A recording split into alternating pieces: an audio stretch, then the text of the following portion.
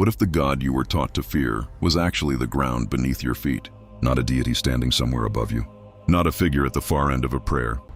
Not a consciousness located on a mountain peak in the high Himalayas, occupying space the way a body occupies space, but something altogether more unsettling, more intimate, something so close to what you actually are that the distance between you and it is not measurable in any unit that language possesses, because the distance is not there, has never been there, will never be there. There is a question that the Vedic tradition has carried for more than 4,000 years, wrapped in the smoke of yajna fires, encoded in the syllables of the oldest human utterances we possess. It is not a question that was meant to make you afraid. It was not meant to make you reverent or humble or even devotional, though it may do all of those things. It was meant first and entirely to stop you, to bring you, in the middle of whatever noise has followed you through your ordinary hours, to a complete and absolute stillness. The kind of stillness in which something that has always been present can perhaps for the first time be noticed. The question is this: what is Shiva really? Not who, what. Because the ancient rishis, the seers who received the Vedas not through study, not through inherited tradition, but through a quality of inward listening so refined it bordered on the dissolution of the one listening, those seers did not describe Shiva the way the world has come to know him. They did not hand you a story of a destroyer with a trident, a god of ash and cremation grounds, a divine figure whose wrath must be appeased and whose grace must be earned. They handed you something far older than any of that, far more difficult, far more intimate, something that, if you received it correctly, would not give you a myth to believe in. It would give you a mirror. What the rishis saw when they turned their perception not outward but inward, toward the source of all perception, toward the presence that was there before Brahma drew the first breath of creation, before the universe remembered to exist. What they saw in that looking is what this night is about. This is not a story about religion. This is not a story about a god. This is a story about what you are, underneath everything you have been told you are, underneath the name, the history, the worry, the body, the dream. Underneath all of that, something is present. The seers named it, encoded it, protected it across millennia, hid it in places the casual mind would not think to look. And what you are about to hear is that story. Find, if you can, the silence between two thoughts, not the thought before, not the thought after, the gap itself, that brief, almost invisible interval of pure, open space in which neither thought exists, in which the mind is not moving toward anything, not retreating from anything, not holding any image or worry or memory. Simply present, simply aware, simply witnessing the fact that awareness is occurring at all, the way the sky witnesses weather passing through it without becoming the weather, without ever asking the weather to stop. That gap, that space, that pure, still, open interval, this is the closest your own experience will ever carry you to what the rishis meant when they spoke the name of Shiva. Not the figure in stone, not the myth, not the lord of the dance or the husband of the goddess or the first of the yogis, the presence underneath all of those layers. The awareness that was already there before the universe chose to exist. The stillness that does not flinch when creation rises from it, and does not grieve when creation eventually returns. This is where we begin. Not in a temple, not in a text. Here, in the gap between thoughts, in the room where you are resting, in the quiet that is gathering around you as the night deepens. The Rig Veda, the oldest text in the continuous living, possession of any human civilization on this earth, contains a hymn that sits quietly in its 10th mandala, like a stone, that has been there so long the ground has grown up around it. It is the Nasadya Sukta, the hymn of non-existence, and it opens with a question so honest, so complete, so final in its acknowledgement of the limits of all knowing, that the modern world has never quite known what to do with it. Nasad asan no sad asit tadanim, nasid rajono vioma paroyat. Then there was neither existence nor non-existence, neither death nor immortality, no day, no night, no dark, no light. The text does not flinch from this. It does not soften it or resolve it into something more comfortable. It allows the question to stand in all its unanswerable fullness. And then, having stood there honestly, it goes further. It asks, even if something arose from that primordial darkness, who was present to observe it?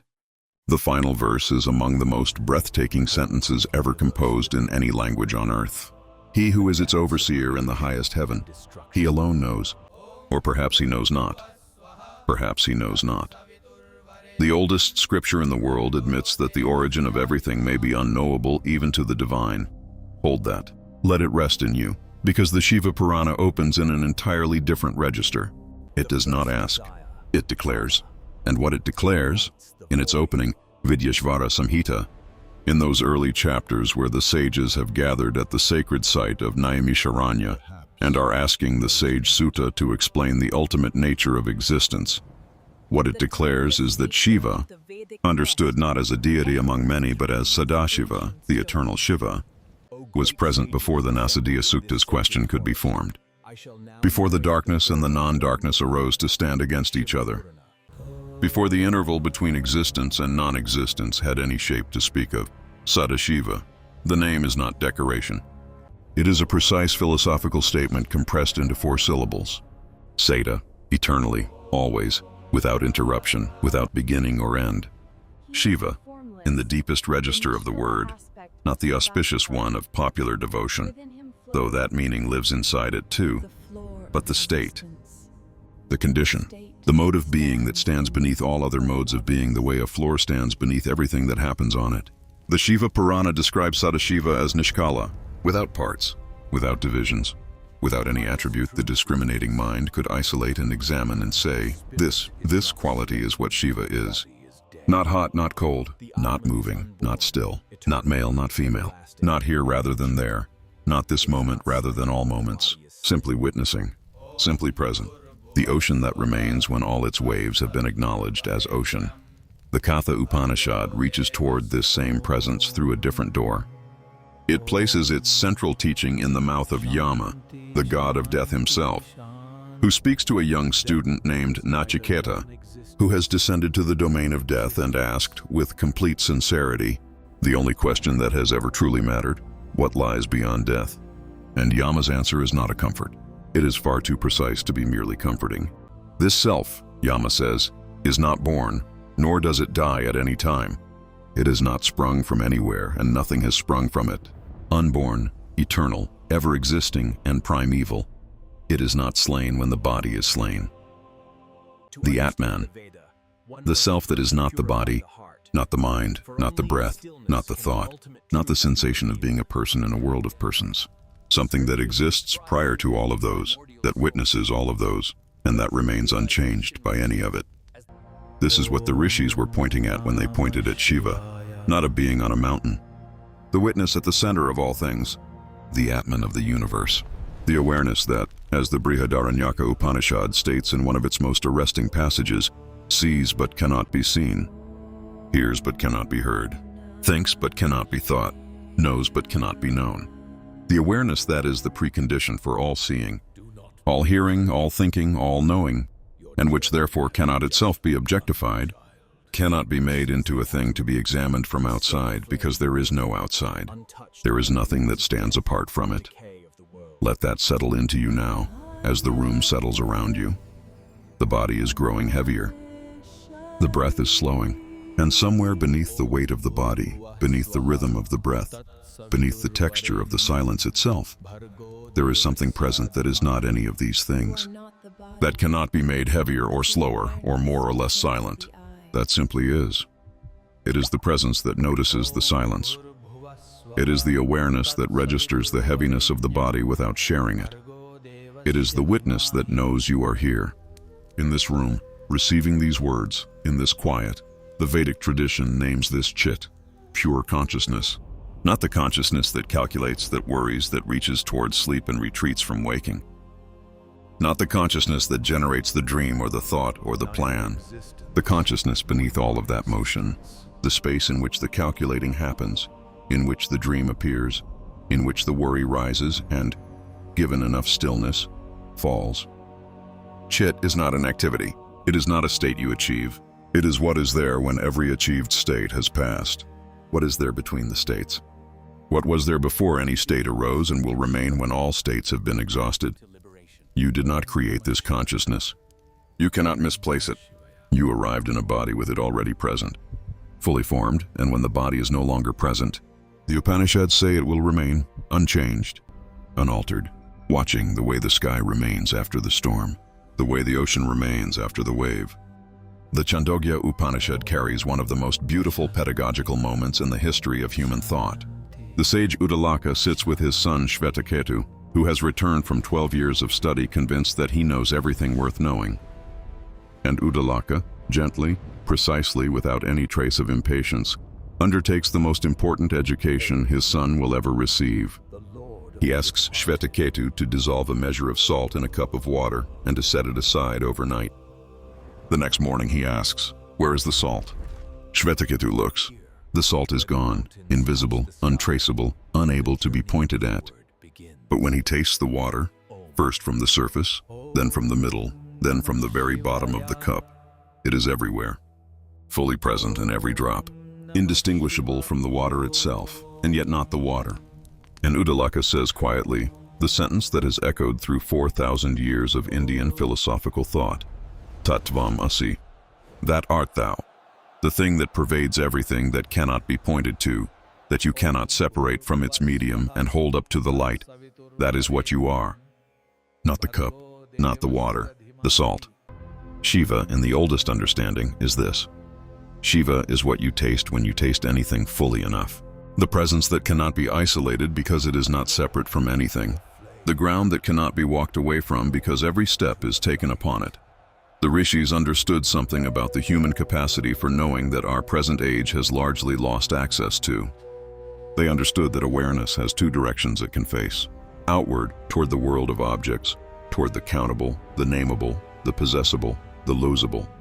This is the facing most people spend most of their lives maintaining. It is not wrong. The world of objects is real. The world of objects contains genuine beauty, genuine sorrow, genuine meaning. But there is another facing, inward, toward the subject of all experience, toward the one who is doing the perceiving rather than toward what is being perceived. And when you follow that inward facing all the way to its source, passing through the layer of thought, then the layer of emotion, then the layer of memory, then the layer of sensation, then the layer of the simple feeling of being a person, passing through all of that, what you find at the very bottom is not yourself, not your name, not your history, not your particular arrangement of joys and griefs, the Atman, the awareness, the witness, Brahman, Shiva. The rishis coined a phrase that became one of the most repeated mantras in the entire history of Shaivite practice, Shivoham. I am Shiva. And it is important, it is perhaps the most important thing to understand about this entire tradition, that this phrase is not devotional hyperbole. It is not the enthusiastic exaggeration of a passionate worshiper who loves their deity with such fervor that they feel absorbed into it.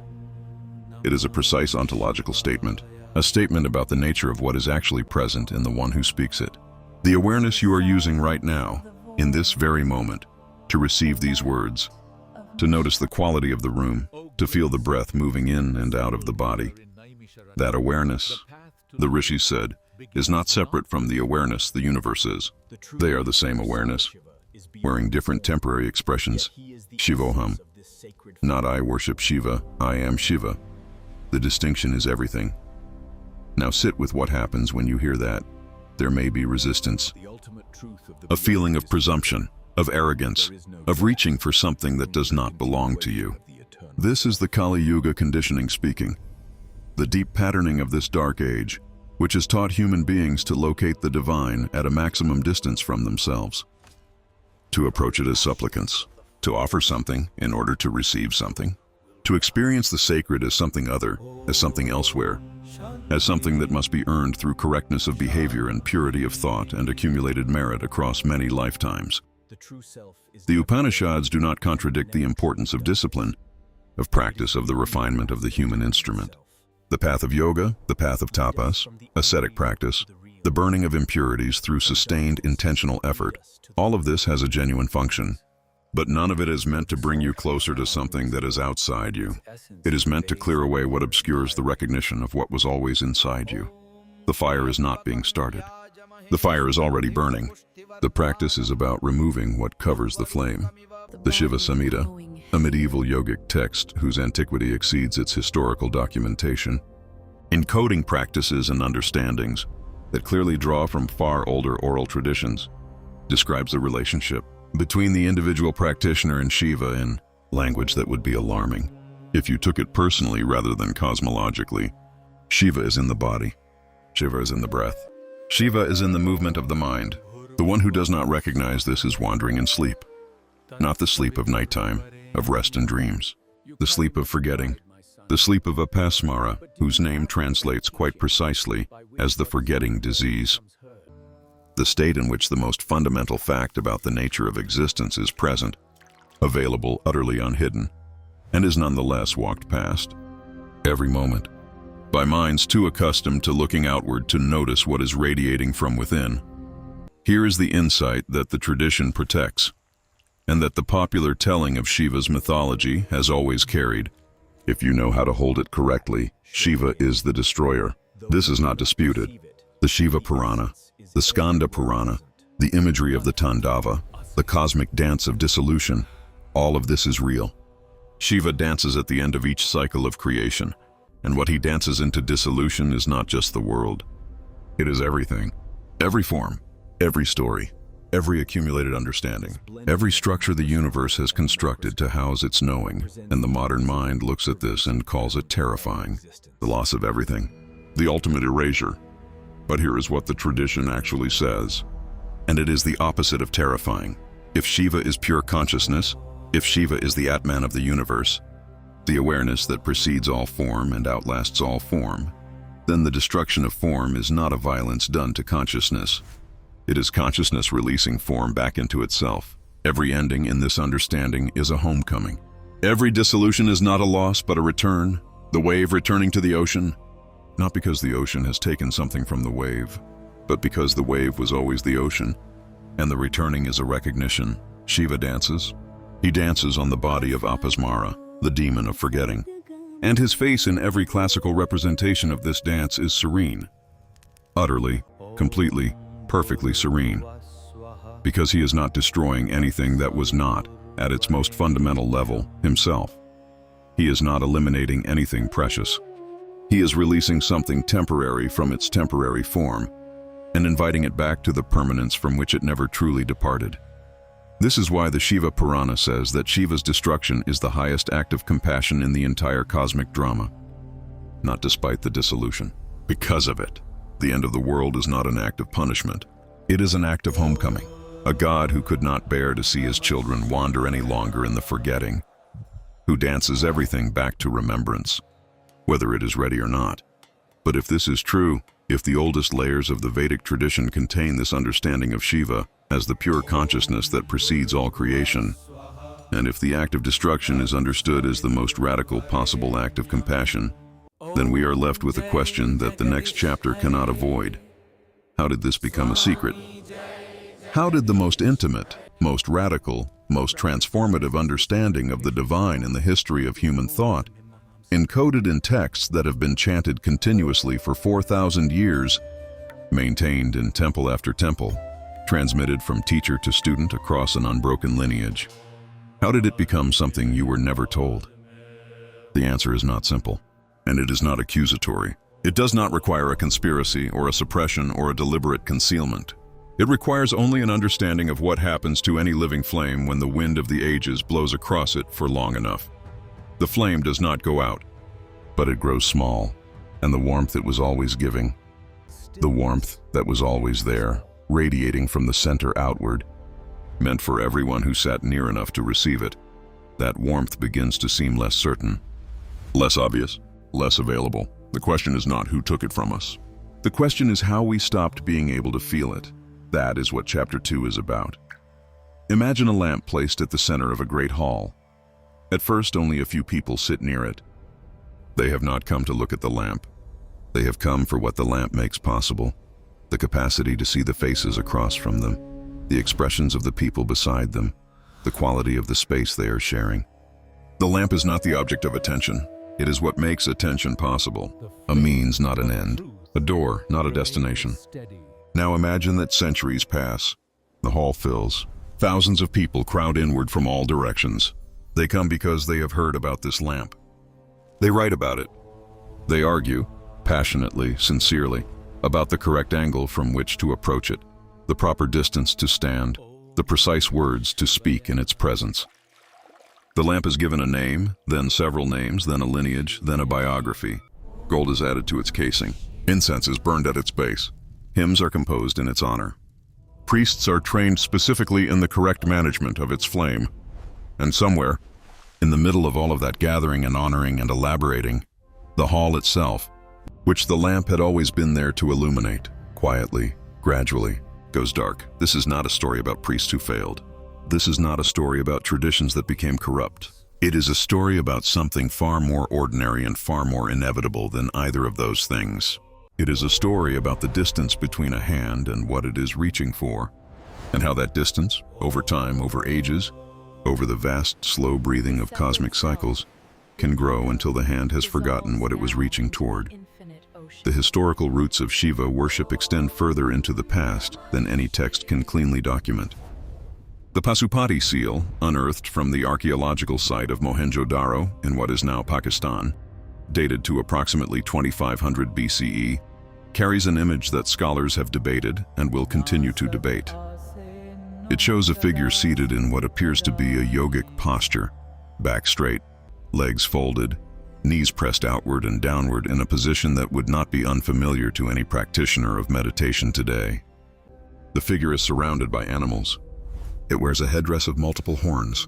Whether this is Shiva, a proto-Shiva, an entirely different deity belonging to a civilization whose language we have not yet deciphered, all of this remains genuinely open. But the image communicates something independent of any scholarly debate. Here, at the very threshold of the earliest traceable Indian civilization, was a being associated with stillness at the center of the living world, an ascetic amid the animals, a meditator among the wild, one who sits and watches while everything moves around them and is not drawn out of their watching by the movement. This, the tradition would later name Pasupati, the Lord of Creatures, the one who is so utterly at rest within awareness that even the animal kingdom recognizes, in some wordless way, the quality of that rest and gathers near it. In the Rig Veda, this presence appears as Rudra, and Rudra in the Rig Veda is not simple.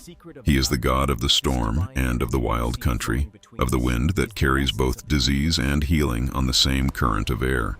He is the archer whose arrows bring fever, and whose arrows, if he chooses, take the fever away. The Vedic worshipper approaches Rudra with a combination of profound respect and profound caution that is entirely different from the easy intimacy they might share with Indra, or the warm solicitation they might offer Agni. Rudra is not approached easily. He is not bargained with. He is acknowledged, the way one acknowledges the presence of something vast and entirely indifferent to human preferences without being indifferent to human existence. The Sri Rudram, preserved in the Taittiriya Samhita of the Krishna Yajurveda, is one of the most ancient and most continuously chanted liturgical texts in the world. It is still sung in temples and homes and forest retreats across India today, in essentially the form in which it was composed. The Sanskrit is difficult, dense, and carries meanings in its syllables that operate below the threshold of intellectual understanding, at the level of vibration, of shabda, of sacred sound that does not merely describe a reality but participates in it. And the register of this text is not what modern devotional religion tends to produce. It is not warm, it is not reassuring.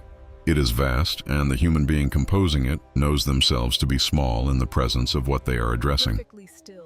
They begin with salutations to Rudra's anger. Namaste Rudra Manyave. To your wrath, salutations.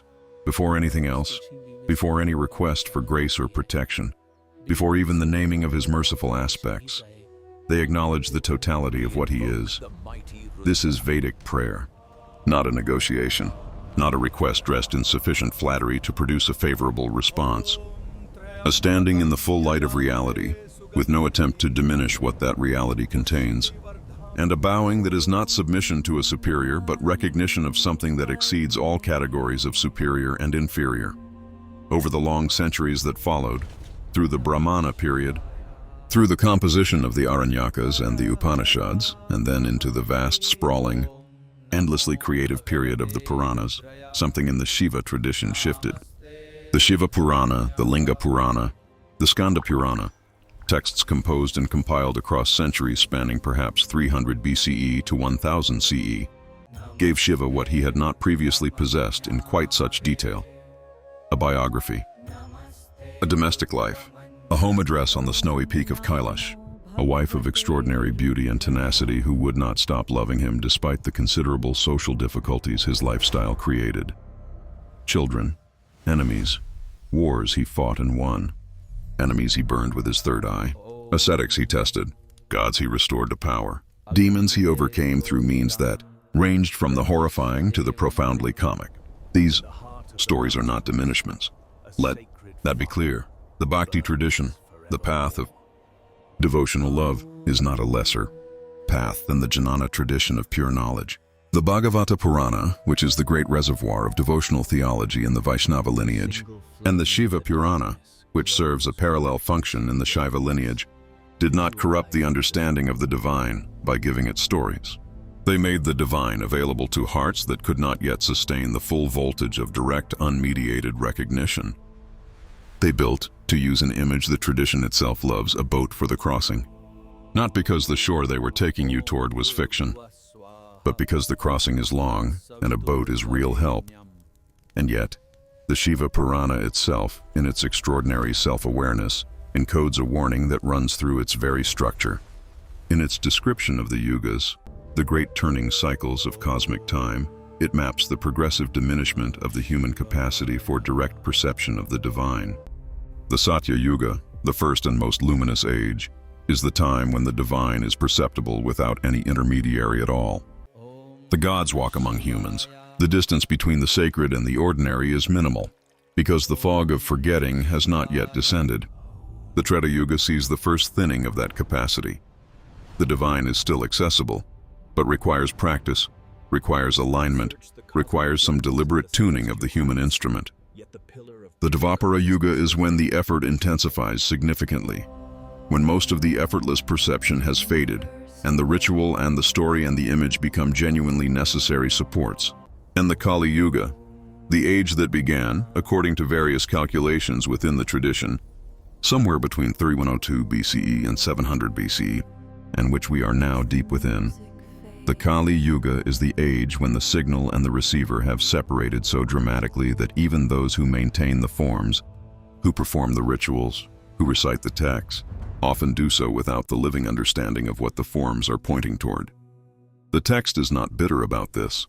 What is remarkable is how compassionate the Shiva Purana is about the situation it is describing. It understands that human consciousness in the dark age needs the story, needs the image, needs the lamp to be beautiful and accessible and present, because the direct perception of what the lamp was always illuminating requires a quality of inner stillness that the Kali Yuga systematically undermines in every possible way. Let that land now. Let it breathe. Because here is what this actually means for you, in this moment, in this room, in the dark. The tradition did not fail you. The priests did not betray you. The texts did not deceive you. What happened, and what the tradition always knew would happen, and encoded that knowing into the very structure of its cosmology, is that the age did exactly what the age was always going to do. The Kali Yuga does not need a villain. It is a force of its own, moving the way seasons move. You do not blame the winter for the fact that seeds do not grow in winter. You plant carefully, you store what is needed, and you wait for the conditions to change. The rishis were planting. Across centuries, across the entire arc of the tradition's development from the first Vedic hymns to the latest Puranic compositions, they were encoding something with extraordinary care and patience, knowing that it would pass through hands that could not fully open it, like a letter written for someone who would not be born for 1,000 years, kept safe through intermediate custodians who preserved it faithfully without knowing its contents. The Brihadaranyaka Upanishad, vast, ancient, dense with teaching, presents a dialogue in which the sage Yajnavalkya strips away, layer by layer, every conceptual handle that any student offers for the ultimate nature of reality. His student Gargi, one of the great female philosophers of the Vedic tradition, presses him again and again. She offers name after name, ground after ground, and Yajnavalkya's response is always the same, gentle and absolute. Neti. Not this, not this. This is not negation in the nihilistic sense. Neti Neti is not the dismissal of the world as meaningless. Shiva was ash-covered. He wandered. He kept company with outcasts and ghosts and beings that occupied the margins of the orderly cosmos. He did not sacrifice. He did not perform the rituals that maintained the cosmic machinery in its correct operation. He simply sat. He meditated. He withdrew into a stillness so complete that it made the elaborate architecture of religious and social and cosmic order look, from its vantage point, like an anxious and ultimately futile performance. Daksha saw Shiva and saw the thing that ordered systems most fear. The presence of something that does not need the system. So Daksha organized the most elaborate yajna in the cosmos, invited every god and rishi and cosmic dignitary, and did not invite Shiva. Sati, unable to accept that her father would exclude her husband from the gathering of all creation, went anyway. Against Shiva's counsel, against her own deep knowing of what was coming. She went because she loved her father and could not believe, at the level where belief is not yet tempered by experience, that his cruelty could be total. She arrived and was met with public humiliation. Her husband was mocked before the assembled gods. His way of being, his Smashana residence, his ash and his wandering and his outsider status. All of it was treated as a contamination of the sacred ceremony. Sati, standing in the fire of her father's hall, made a choice that the tradition encodes with extraordinary care. She entered the yajna fire, not as self-destruction in the modern sense of that phrase, not from hopelessness or defeat, but as an act of complete refusal. A refusal to occupy a world that could not honor what she knew was sacred. She returned herself to the fire rather than stand in the hall, and Shiva, who had seen it coming, who had tried to prevent it, and who nonetheless could not override the choices of another consciousness, received the news and became, for the first and only time in the tradition's telling, something we might recognize as grief made absolute.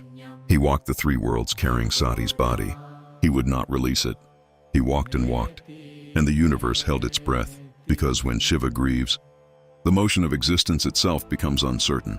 Vishnu, understanding what Shiva's grief could become if left without resolution, intervened in the form of his Sudarshana chakra, which cut Sati's body into fragments as Shiva carried it piece by piece across the subcontinent. Each piece fell and became a Shakti Pitha, a seat of the goddess, a place of power, a location where the earth itself became charged with what had been released. 51 places across the Indian subcontinent, each marking a point of the goddess's presence embedded in the physical world.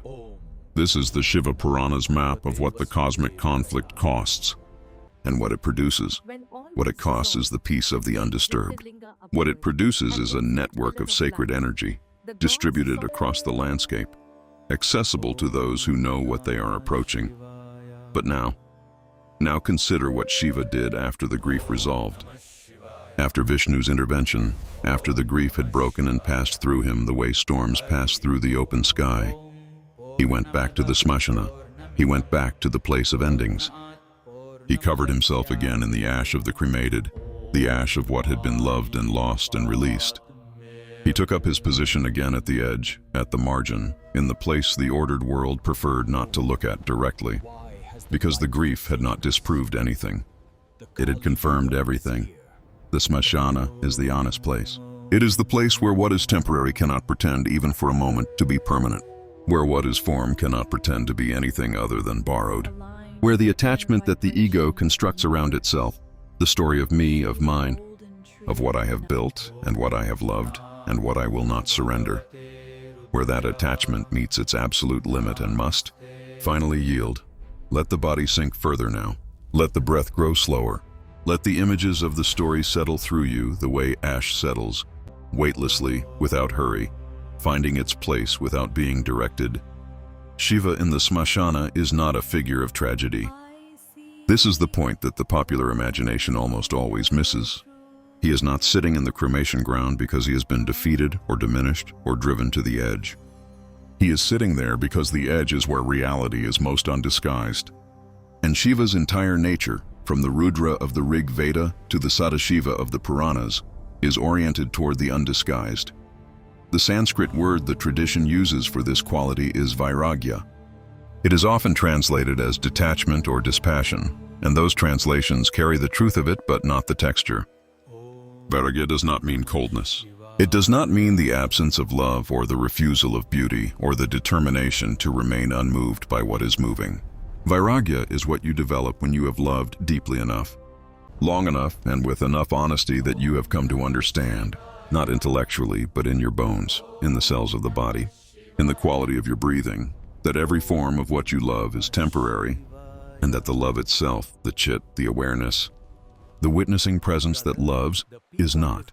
Shiva embodied Vairagya not as a philosophy, but as a lived condition.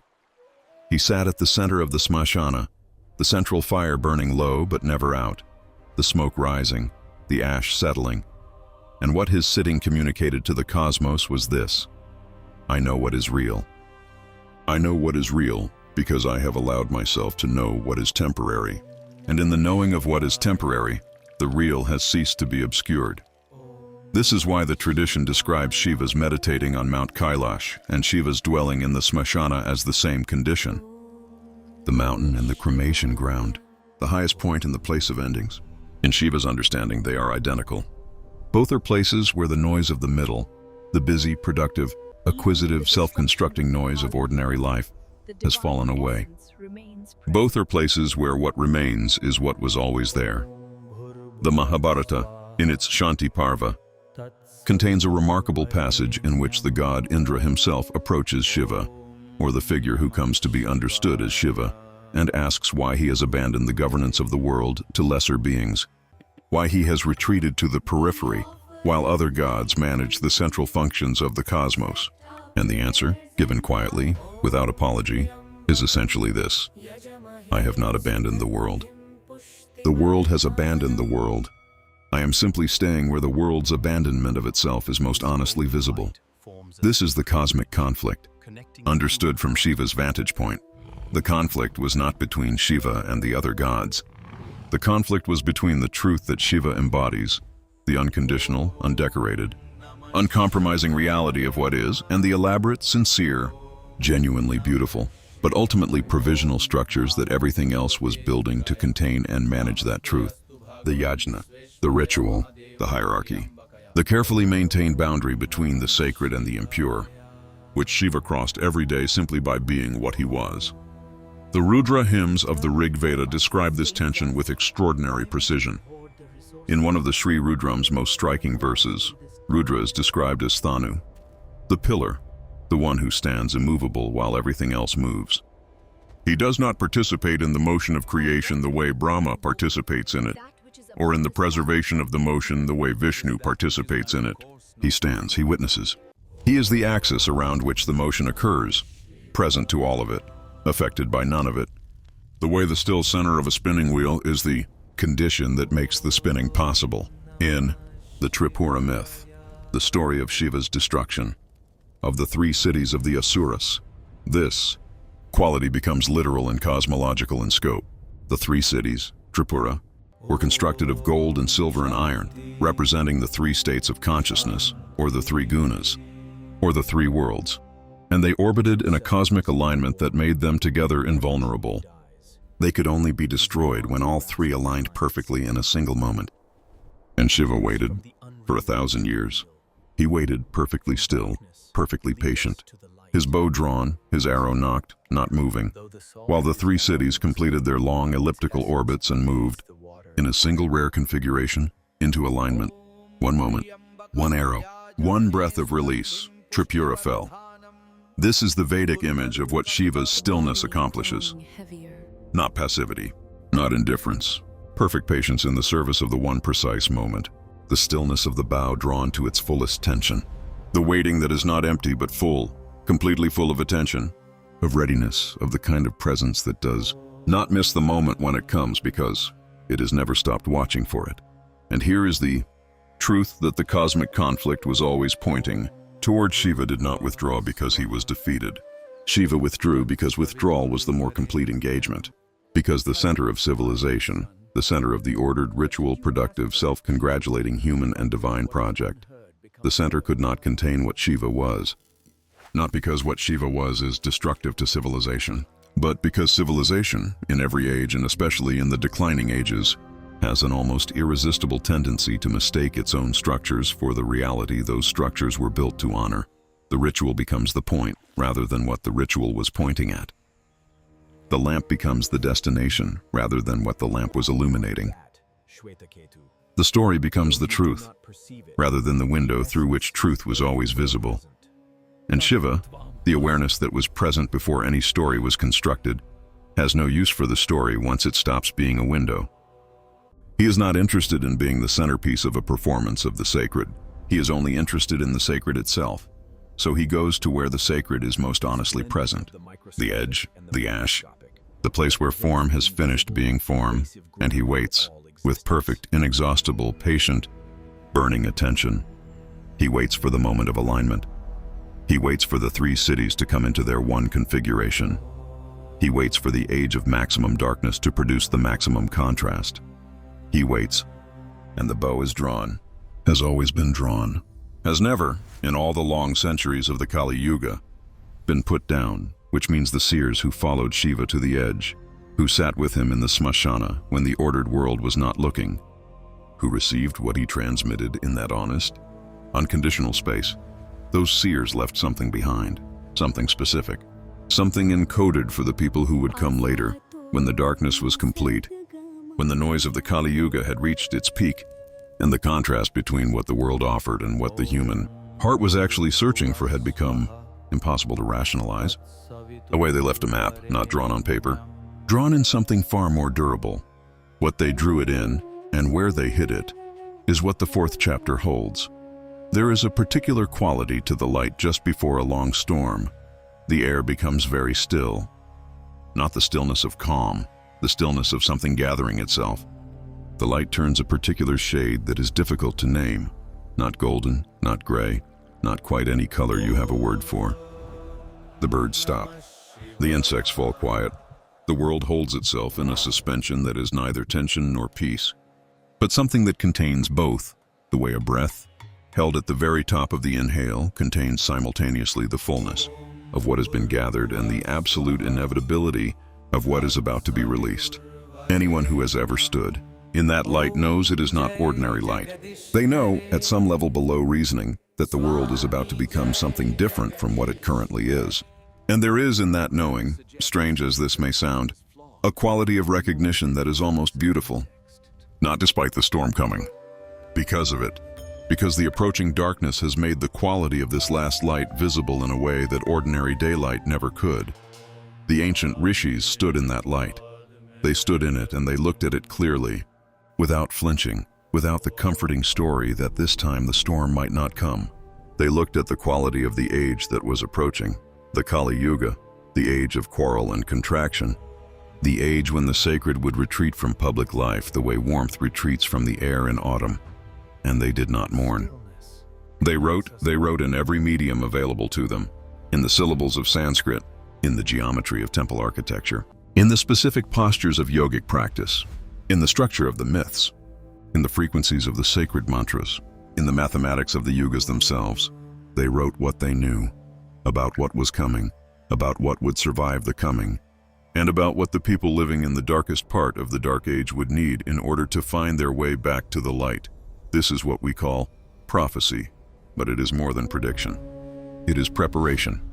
The 12th book of the Bhagavata Purana, the Srimad Bhagavatam, is among the most extraordinary documents in the history of human civilization. It describes, with a specificity that becomes more striking the more carefully you read it, the conditions of the Kali Yuga.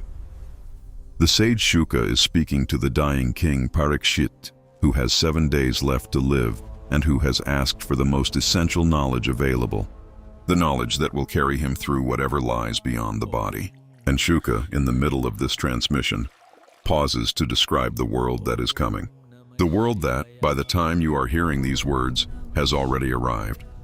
He describes an age in which the leaders of society will be those who possess wealth rather than wisdom, in which the rainfall will be irregular and the crops uncertain, in which people will migrate constantly from place to place in search of conditions that no longer exist anywhere they look, in which the bonds between family members and between communities will weaken progressively, replaced by purely economic calculations of benefit and loss, in which people will judge one another primarily by their external appearance, in which the lifespans will shorten and the bodies will become smaller, and the capacity for concentration. The dana of the mind, the mind's most essential resource, will diminish with each generation.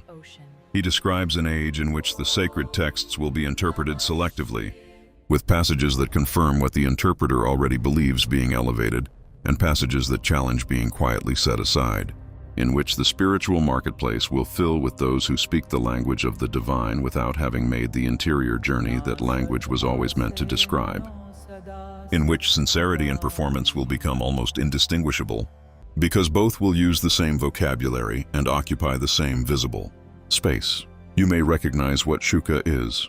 Describing the Bhagavata Purana was composed somewhere between the 6th and 10th centuries of the Common Era in its current form. The oral tradition it encodes is older by centuries, and what Shuka describes is not a future that requires speculation. It is the present that surrounds you. The Vishnu Purana echoes and extends this picture. It adds that in the Kali Yuga, the Vedic knowledge will be fragmented, that what was once transmitted as a living whole will be divided into specializations, and schools and lineages that disagree with one another, and have lost the capacity to recognize their own unity. That priests will perform ceremonies without understanding their inner meaning. That the distinction between dharmic and adharmic action, between what sustains and what depletes, will become so obscured that even sincere people will not know which is which, but, and this is the part that the texts are always building toward, neither the Bhagavata Purana nor the Vishnu Purana stops at the description. They do not write the prophecy of the Kali Yuga and then fall silent. They write the response to the prophecy, the specific, practical, immediately available response. They say, in this age, when the elaborate methods of other ages are no longer accessible to ordinary human beings, when the sustained concentration required for deep Vedic yajna is rare, when the physical austerities of the most rigorous yogic paths are beyond the capacity of Kali Yuga bodies. In this age, there is one method that remains fully available, one door that the Dark Age has not closed, the name, the sacred name, repeated with as much presence as the speaker can bring, in whatever circumstances the speaker finds themselves. Not requiring a temple, not requiring a priest, not requiring a lineage certificate or a formally initiated practice. The name, spoken from wherever you are, with whatever sincerity you currently possess. The Kali Santarana Upanishad, a text whose subject is specifically the crossing. The Santarana, the passage through the darkness of this age, encodes this understanding in its most condensed and direct form. When a rishi asks the divine how the Kali Yuga is to be traversed, the answer is immediate and undecorated, the 16-syllable Mahamantra, the great name, Hare Krishna Krishna Krishna Hare Hare Hare Rama, Hare Rama Rama Rama Hare Hare. The Kali Santarana Upanishad does not present this as a consolation prize, as the method reserved for those who could not manage the real practice. It presents it as the supreme method for this age, the one that fits the conditions, the one the conditions were, in some sense, specifically designed to require. Now, this might seem to take us away from Shiva, but it does not. It takes us deeper into the same understanding, because what both of these traditions are encoding, the Shaiva transmission of Shiva as pure consciousness, and the Vaishnava transmission of the divine name as the supreme practice of the Dark Age, is the same recognition, approached from two directions. They are both saying that what the Kali Yuga most profoundly requires is not more elaborate structure. It requires the opposite of structure. It requires the direct, unmediated, sincere, and sustained contact between the human consciousness and what the human consciousness actually is, at its most fundamental level. And the name, any sacred name spoken with genuine attention, is the practice that creates that contact. Sri Yukteswar Giri, the great Bengali yogi whose student Paramahansa Yogananda carried the Kriya Yoga tradition to the West in the 20th century, wrote a brief, extraordinary text called The Holy Science.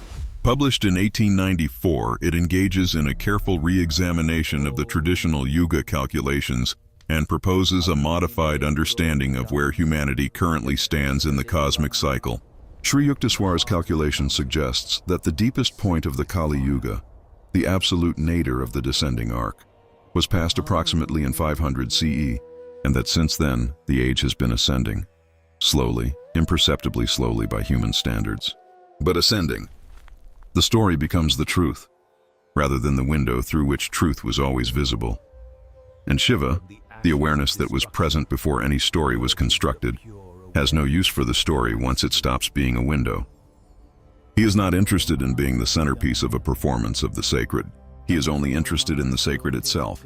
So he goes to where the sacred is most honestly present. The edge, the ash, the place where form has finished being form, and he waits, with perfect, inexhaustible, patient, burning attention. He waits for the moment of alignment. He waits for the three cities to come into their one configuration. He waits for the age of maximum darkness to produce the maximum contrast. He waits, and the bow is drawn, has always been drawn, has never, in all the long centuries of the Kali Yuga, been put down, which means the seers who followed Shiva to the edge, who sat with him in the smashana when the ordered world was not looking, who received what he transmitted in that honest, unconditional space. Those seers left something behind, something specific, something encoded for the people who would come later, when the darkness was complete, when the noise of the Kali Yuga had reached its peak, and the contrast between what the world offered and what the human heart was actually searching for had become impossible to rationalize. Away they left a map, not drawn on paper, drawn in something far more durable. What they drew it in, and where they hid it, is what the fourth chapter holds. There is a particular quality to the light just before a long storm.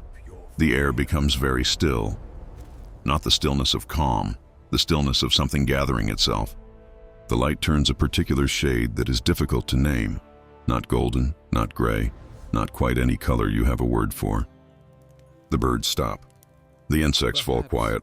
The world holds itself in a suspension that is neither tension nor peace, but something that contains both, the way a breath, held at the very top of the inhale, contains simultaneously the fullness of what has been gathered and the absolute inevitability of what is about to be released. Anyone who has ever stood in that light knows it is not ordinary light. They know, at some level below reasoning, that the world is about to become something different from what it currently is. And there is in that knowing, strange as this may sound, a quality of recognition that is almost beautiful. Not despite the storm coming, because of it. Because the approaching darkness has made the quality of this last light visible in a way that ordinary daylight never could. The ancient rishis stood in that light. They stood in it and they looked at it clearly, without flinching, without the comforting story that this time the storm might not come. They looked at the quality of the age that was approaching, the Kali Yuga, the age of quarrel and contraction, the age when the sacred would retreat from public life the way warmth retreats from the air in autumn. And they did not mourn. They wrote in every medium available to them, in the syllables of Sanskrit, in the geometry of temple architecture, in the specific postures of yogic practice, in the structure of the myths, in the frequencies of the sacred mantras, in the mathematics of the yugas themselves.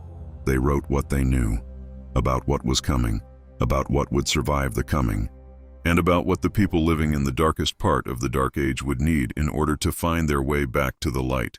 This is what we call prophecy, but it is more than prediction. It is preparation. The 12th book of the Bhagavata Purana, the Srimad Bhagavatam, is among the most extraordinary documents in the history of human civilization. It describes, with a specificity that becomes more striking the more carefully you read it, the conditions of the Kali Yuga. The sage Shuka is speaking to the dying king Parikshit, who has 7 days left to live and who has asked for the most essential knowledge available, the knowledge that will carry him through whatever lies beyond the body. And Shuka, in the middle of this transmission, pauses to describe the world that is coming. The world that, by the time you are hearing these words, has already arrived. He describes an age in which the leaders of society will be those who possess wealth rather than wisdom, in which the rainfall will be irregular and the crops uncertain, in which people will migrate constantly from place to place in search of conditions that no longer exist anywhere they look, in which the bonds between family members and between communities will weaken progressively, replaced by purely economic calculations of benefit and loss, in which people will judge one another primarily by their external appearance, in which the lifespans will shorten and the bodies will become smaller, and the capacity for concentration. The dana of the mind, the mind's most essential resource, will diminish with each generation.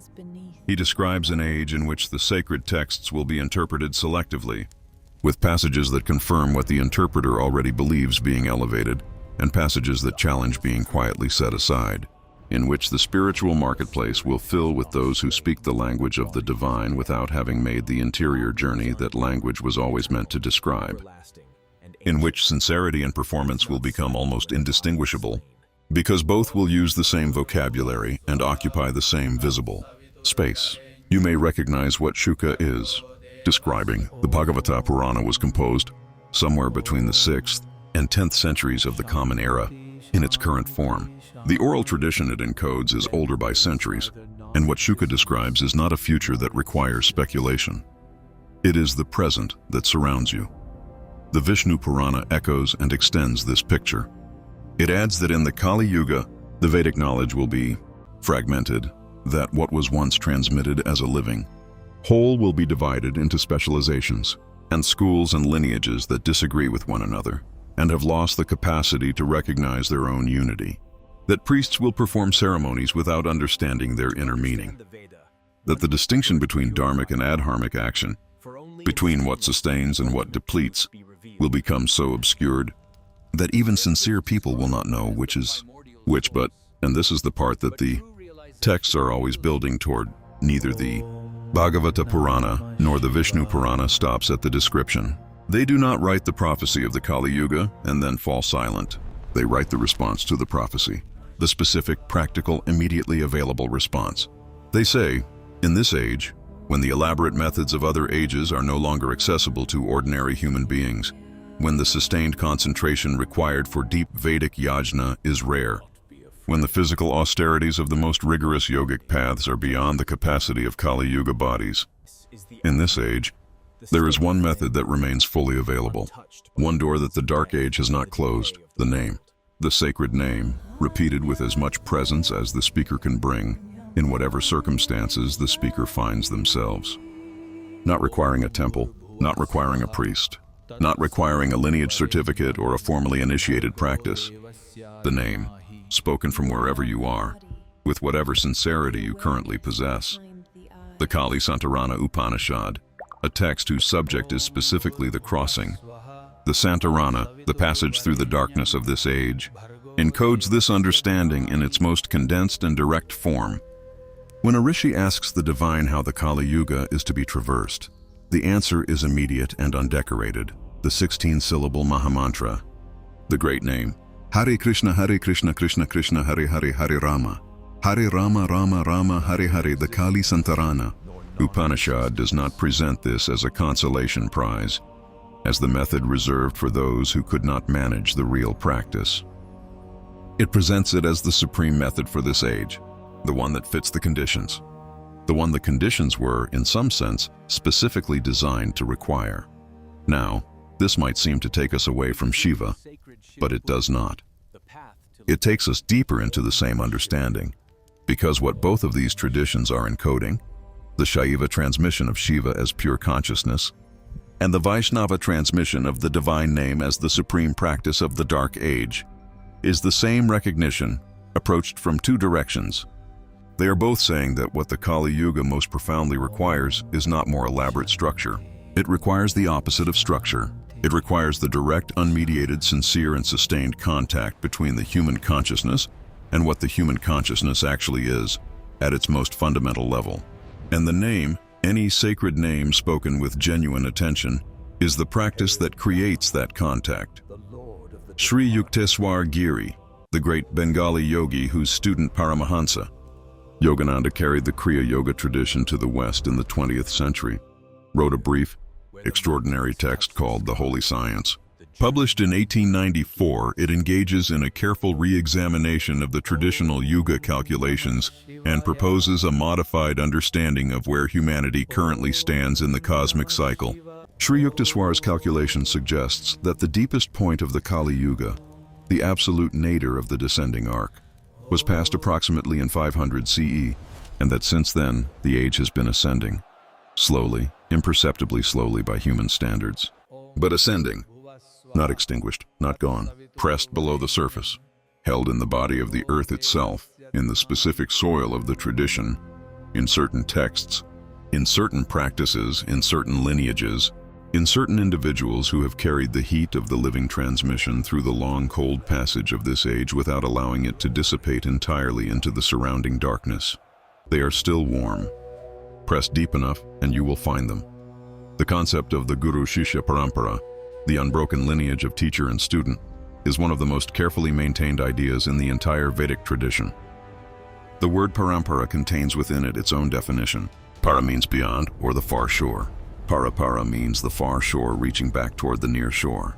The transmission that extends from the source, from the original recognition, from the moment when the first seer heard what the universe was saying and said it back in human language, and reaches forward through every subsequent teacher and student without interruption, maintaining the living heat of the original, even as it passes through centuries and circumstances that would seem to argue for its extinction. The Shiva Purana describes this parampara as Shiva's most enduring gift to the world of the Kali Yuga, not the stories, not the images, not even the texts, as precious and essential as those are. The transmission from one living consciousness to another. The moment when what has been recognized in one being creates the conditions for recognition in another. The way a lit lamp touches an unlit one, and the flame passes between them without being divided or diminished in either. The Nath tradition, the lineage of the great Shiva yogis whose most celebrated figures include Matsyendranath, Gorakhnath, and the 9 Nathas who are said to be eternally alive in different regions of the world, preserves an understanding of Shiva as Adinath, the first guru, the original teacher, not a deity who bestowed knowledge from outside the student, but the recognition within the student of its own deepest nature.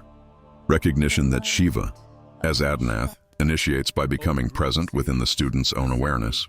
Diksha, initiation in the Shiva-Nath tradition, is not a ceremony that confers something the initiate did not previously possess. It is an event in which what was already present, the Atman, the Chit, the pure witnessing consciousness, is turned toward itself with sufficient clarity that it recognizes itself. The guru does not give the student Shiva. The guru helps the student stop mistaking themselves for something other than Shiva. The Nath tradition also encodes the most explicit map available within the living Shiva lineages of what the Kali Yuga specifically requires. Gorakhnath, the great yogi whose historical period remains uncertain, somewhere between the 9th and 12th centuries CE, though the tradition's own account of his presence spans far longer, understood that the elaborate ritual structures of earlier Shaivism were not accessible to most human beings in the declining age. And so the Nath tradition developed Hatha Yoga, the yoga of the body, of the breath, of the direct engagement of the human physical instrument with the current of Shakti that moves through it, as the primary method. Not because the body is the highest vehicle for this recognition, but because in Kali Yuga, the body is often the last honest thing remaining. When the mind has become saturated with noise, when the intellect has been captured by the performance of understanding rather than understanding itself, when the emotional life has become too complex and layered to navigate clearly, the breath is still honest. The posture is still honest. The prana, the life force that moves through the physical vehicle like water through a channel, is still honest, still responsive, still capable of being worked with directly even by a consciousness that has lost its way in every other dimension. Gorakhnath said, "Begin with what is honest." And what is most undeniably honest in the Kali Yuga is the body breathing. This is the first thing that remains. But there are also those who remained in a more literal sense. The Chiranjeevi, the immortal beings, the ones who, by the interplay of powerful sankalpa and specific grace, have not passed through the ordinary threshold of death.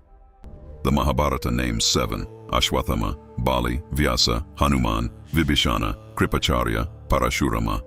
To these, the Vaishnava tradition adds Markandeya and occasionally others. The Puranas are consistent in maintaining that these beings are genuinely present in the world of the Kali Yuga, not as supernatural intrusions from another order of reality, but as inhabitants of this one, moving through it with purposes that the ordinary eye cannot easily track. Hanuman is perhaps the most beloved of these figures. and also the most revealing of what the tradition means by this immortal presence. The Valmiki Ramayana, which is the oldest textual account of the Rama story, describes Hanuman in ways that go beyond the qualities of a heroic servant. He is described as a master of Shabda, of sacred sound, as a grammarian of the highest order, as a being whose understanding of the Vedas exceeds that of most of the sages of the text. And the Sundarakanda, the most beloved section of the Ramayana, the section that describes Hanuman's search for Sita in Lanka, shows us not a being of brute power but a being of extraordinary subtlety. He moves through a hostile environment without creating disturbance. He observes without being observed. He carries his mission with a quality of absolute one-pointed attention. Dharana, the unwavering focus of the yogi that does not waver regardless of what the environment presents. Tulsidas, composing the Ramcharitmanas in the 16th century, wrote about Hanuman in ways that the Bhakti tradition has carried ever since. The famous verse, Sankatkate mite sabbira, jo sumirai Hanumant balbira. All difficulties dissolve, all suffering ends, for the one who remembers Hanuman with the strength of the brave. This is not simply devotional encouragement. It is a precise technical statement about what happens when a human consciousness enters into resonance with a consciousness that is itself in continuous, unbroken resonance with the divine name. The signal passes through. The receiver, attuned to the frequency of a consciousness that has never lost the frequency, finds its own tuning stabilized. The ojas, the refined life force, the subtle energy that the yogic tradition describes as the product of integrated, disciplined practice. The ojas of the Chiranjeevi functions, in the tradition's understanding, as a broadcast, continuous, available, patient as the earth, Parashurama, the warrior ascetic, the avatar who cleared the earth of corrupt warrior kings 21 times over, is described in the Mahabharata as meditating even now on the Mahendra hills, waiting. The tradition is specific about what he is waiting for, the appearance of Kalki, the final avatar of Vishnu, with whom he is said to share a specific relationship of transmission.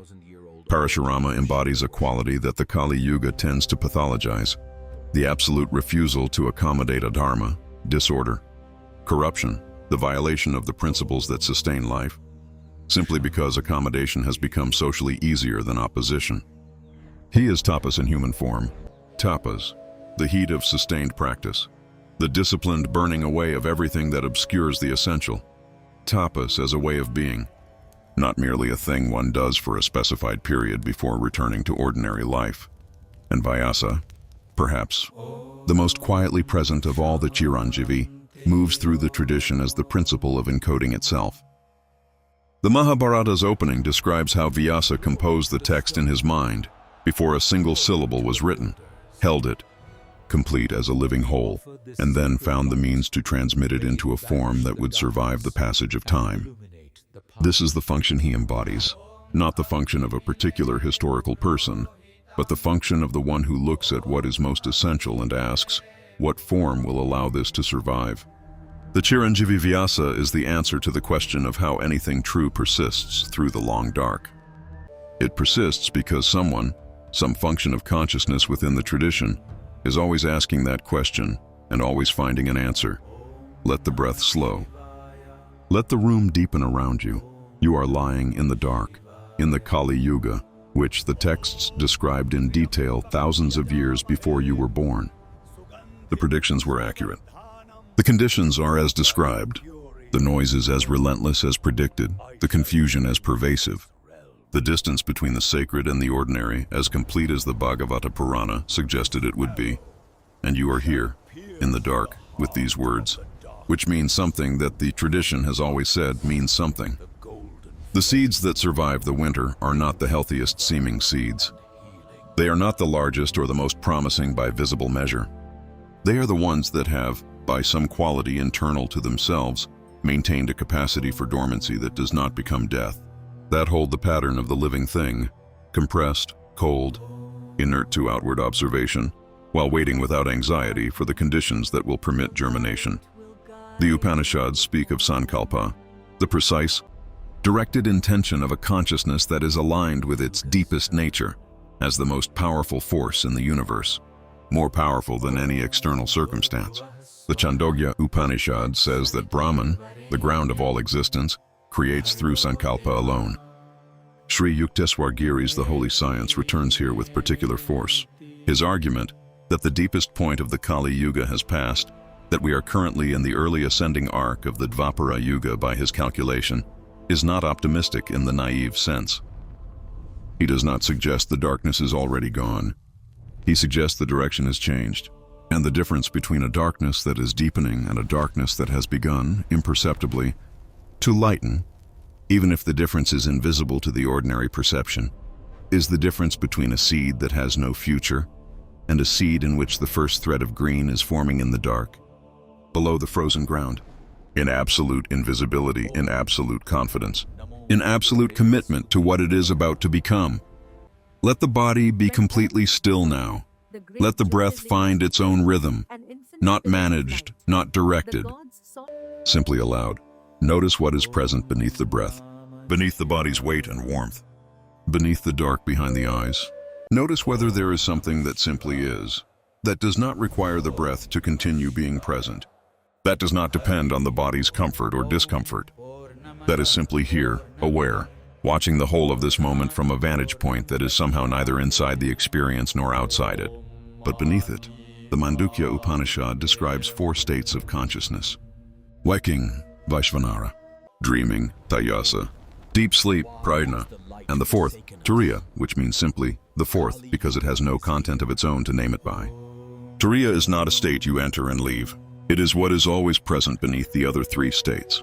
The awareness that witnesses the waking without being limited to the waking. The awareness that witnesses the dream without becoming the dream. The awareness that remains even in deep sleep, when no object is present for consciousness to know, because Turiya is not the knowing of objects. It is the knowing of knowing, the awareness of awareness itself. This is what the Vedic tradition ultimately points at when it says Shivoham.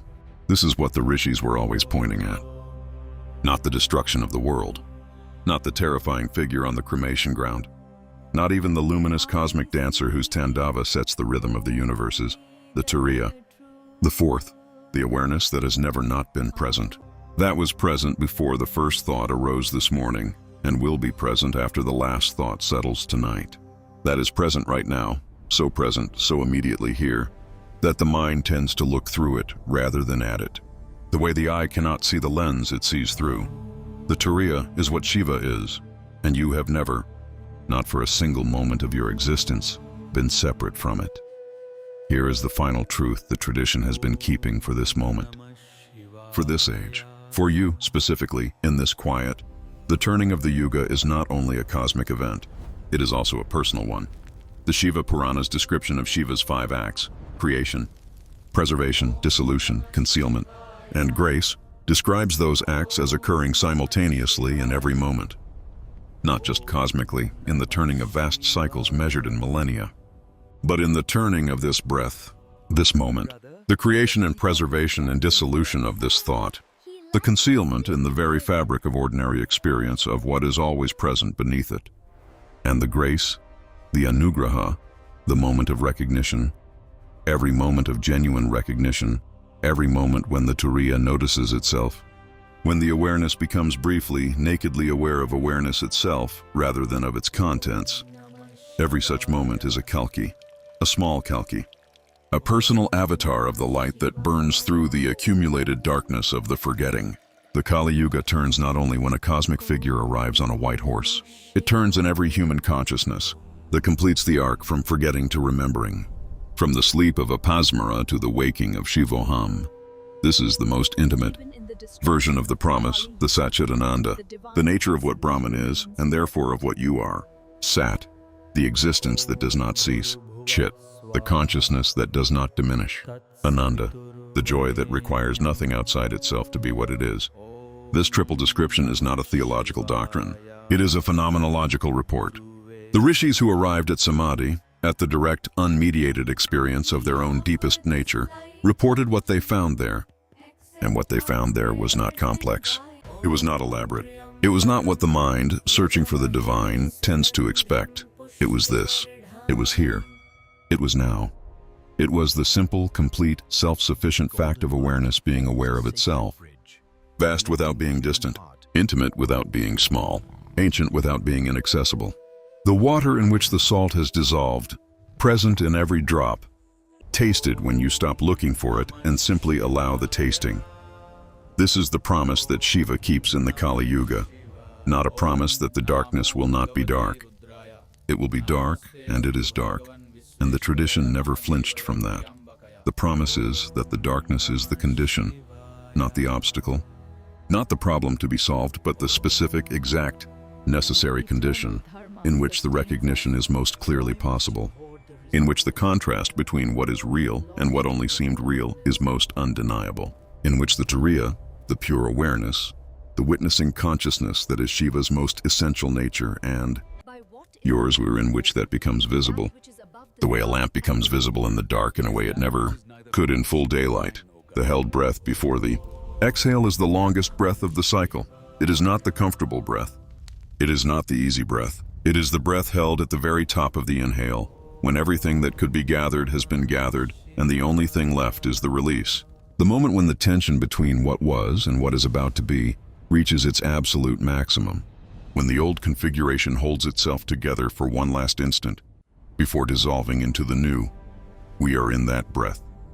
The Kali Yuga is that breath, and the exhale, the pralaya, the dissolution, the tandava that dances everything back to its source. The exhale is not destruction in the sense that destroys. It is the most complete possible return. The wave returning to the ocean, the salt remembering that it was always the water. The individual consciousness arriving, through the long and often difficult process of recognizing its own nature, at the recognition that was always already present.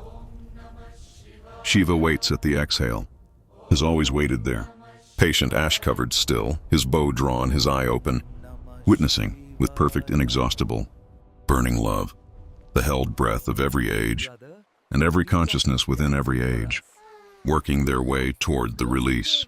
He knows what the release reveals. He is what the release reveals. You asked, at the beginning of this night, what Shiva really is. You did not ask aloud, but the asking was there, in the quality of your attention, in the fact that you are here at all, in the dark, with these words, in the small hours when the pretending that the surface of life is sufficient has grown thin enough to see through. What is Shiva, really? Not a deity, not a destroyer, not a figure at the end of a prayer, located somewhere at a safe and worshipable distance from the one praying, the ground beneath the ground, the awareness beneath awareness, the stillness beneath the ocean that the storms of every age, every Kali Yuga, every personal crisis, every moment of loss and confusion and the particular exhaustion that comes from searching for years in places that could not hold what you were looking for, the stillness that none of that has ever touched. The Seers knew this. The rishis who received the Vedas in the silence before language, who compressed 4,000 years of living transmission into the syllables of the Sri Rudram and the Nasadiya Sukta and the Upanishads and the Puranas, they knew this. And they built, with extraordinary patience and extraordinary love, a series of transmission structures designed to carry this knowing through every age, including the darkest. Including this one, the transmission is still intact. It has been carried by the Chiranjeevi, who are still present, by the lineages, which are still living, by the sacred texts, which are still breathing if you allow them to, by the name, any sacred name spoken with the last available sincerity, which still carries its original frequency unchanged through every century of the forgetting. And it has been carried, tonight, through these words, not because these words are the transmission. They are not. They are a lamp, and the lamp is not what the lamp illuminates.